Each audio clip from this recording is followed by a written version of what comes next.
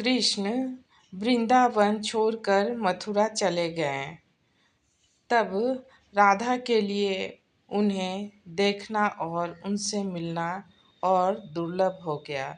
कहते हैं कि राधा और कृष्ण दोनों का पूर्ण मिलन कुरुक्षेत्र में बताया जाता है, जहाँ सूर्य ग्रहण के अवसर पर द्वारिका से कृष्ण और वृंदावन से नंद के साथ राधा आई थी।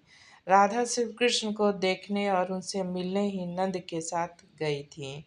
इसका जिक्र पुराणों में मिलता है। कहते हैं कि इसके बाद राधा और श्री कृष्ण की अंतिम मुलाकात द्वारिका में हुई थी। सारे कर्तव्यों से मुक्त होने के बाद राधा आखिरी बार अपने प्रियतम कृष्ण से मिलने गई। जब वे द्वारिका पहुंची तो उन्होंने कृष्ण के महल और उनकी 8 पत्नियों को देखा। जब कृष्ण ने राधा को देखा तो बहुत प्रसन्न हुए। तब राधा के अनुरोध करने पर कृष्ण ने उन्हें महल में एक देविका के पद पर नियुक्त कर लिया।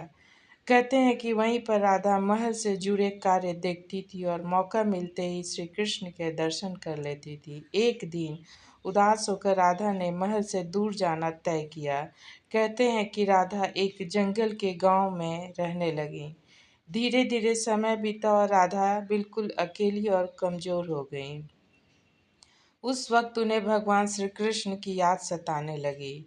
आखिरी समय में भगवान श्री कृष्ण उनके सामने आ गए। भगवान श्री कृष्ण ने राधा से कहा कि वे उनसे कुछ मांग लें, लेकिन राधा ने मना कर दिया। कृष्ण के दोबारा अनुरोध करने पर राधा ने कहा कि वे आखिरी बार उन्हें बांसुरी बजाते देखना और सुनना चाहती हैं। श्री कृष्ण ने बांसुरी ली और बेहद सुरीली धुन में बजाने लगे। श्री कृष्ण ने दिन रात बांसुरी बजाई।